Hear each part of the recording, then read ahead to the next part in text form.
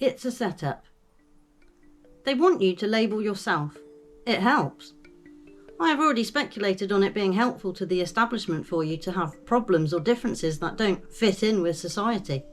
Covered in articles such as More Than Pain Gets Killed, An Error But a Big One, and a chapter in my book Meeting in the Middle of Nowhere called Labels.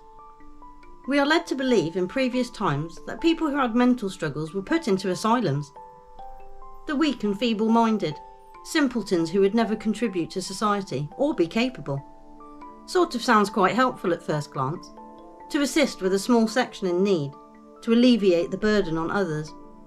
The reality, it turns out, is something quite different, because when you look at the history we are able to look at, it actually differs from that tale.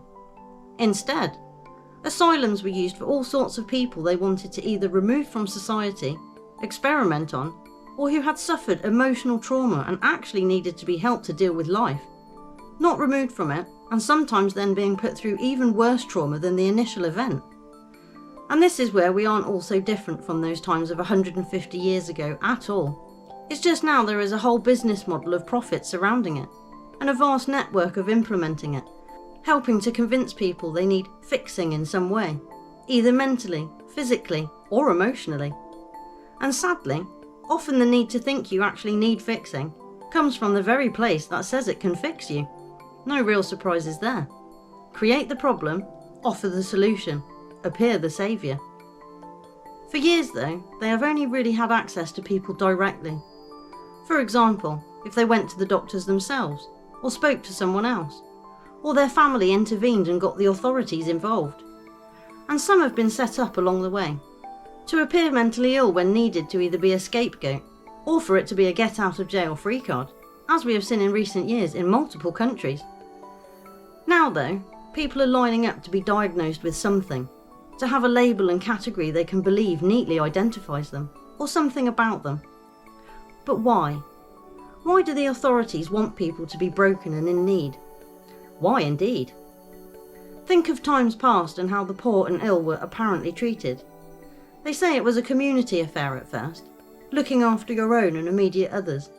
Then as places grew and religion took over, the church decided to be in charge of that type of thing. Collection of donations, creating work and helping to distribute supplies to those in need. Little side note here though, that there has been a system of cashing in on the sick for a while.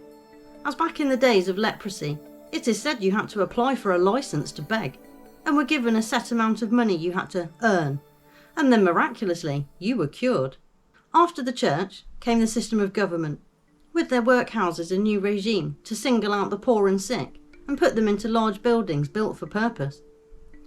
Now I imagine that was a bit of a culture shock in itself. Apparently suddenly having all the rather large and imposing institutional buildings popping up here, there and everywhere. And then to find yourself herded into one because someone somewhere has decided a new social standard must have been quite destabilising.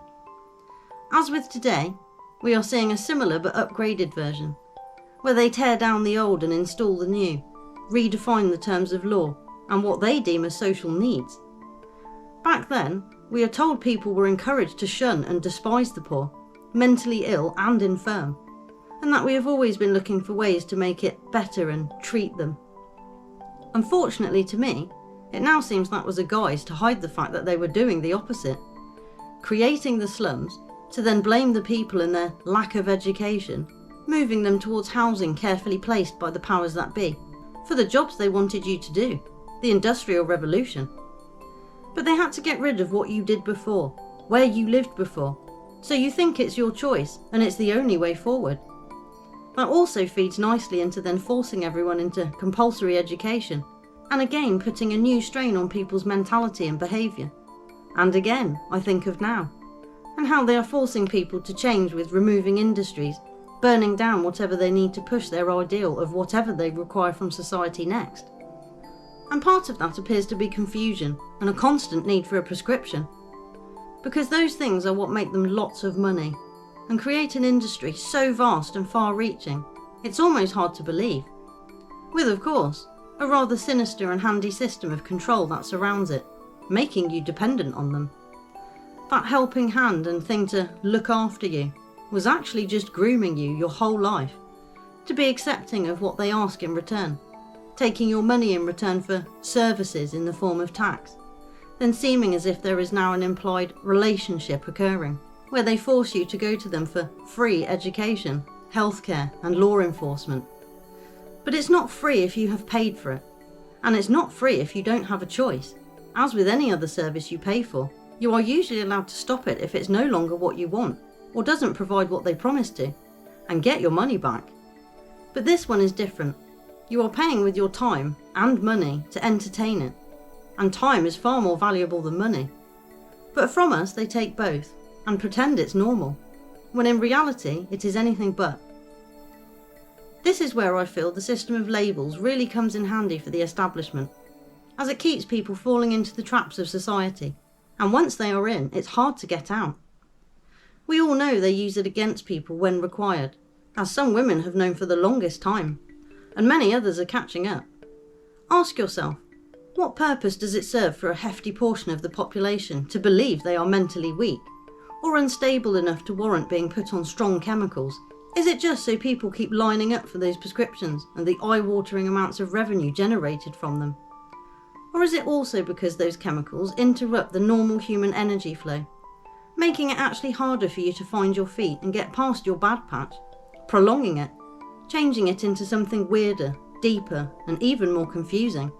Life can be extremely hard work at times, and I do understand why some may feel the need for assistance, and it would be really nice to think that there is something out there to help you, listen to you, and want you to get better. But in all honesty, the government isn't it.